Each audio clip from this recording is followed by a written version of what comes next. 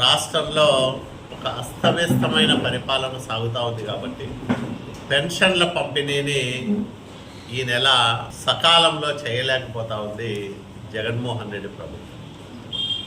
మామూలుగా అయితే చాలా గొప్పగా చెప్పుకునేవాళ్ళు, 1వ తేదీనే మేము పెన్షన్లు పంపిణీ చేస్తాము.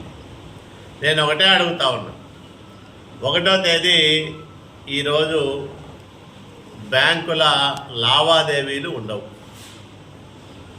ముందస్తు ఏర్పాట్లు ఎందుకు చేయలేదు? అసలు ఈ ప్రభుత్వ ఖజానాలో పెన్షన్లకు ఇవ్వాల్సిన 1900 కోట్ల రూపాయల డబ్బులు ఉన్నాయా? డబ్బులు లేకుండా ఎట్లా పంపిణీ చేయాలనుకుంటున్నారు? ఈ నెల పెన్షన్లు 3వ తేదీ పైన ఇస్తామని ప్రభుత్వం ఎప్పుడో నిర్ణయం చేసింది.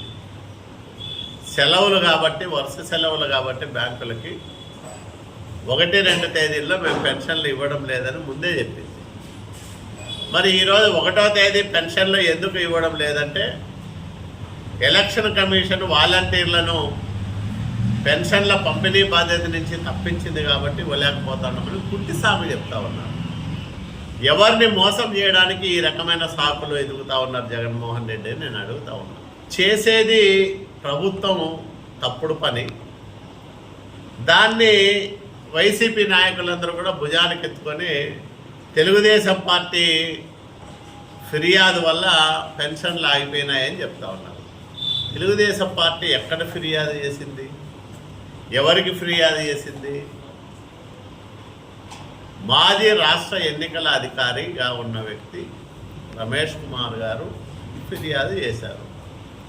ప్రత్యామ్నాయ ఏర్పాట్లు చేయడానికి ప్రభుత్వం దగ్గర అన్ని రకాలుగా సామర్థ్యం ఉంది. యంత్రాంగానికి చెప్తే డబ్బులు సిద్ధం చేస్తే వెంటనే పంపిణీ చేసే యంత్రాంగం కూడా ఉంది. సచివాలయ సిబ్బంది ఉంది.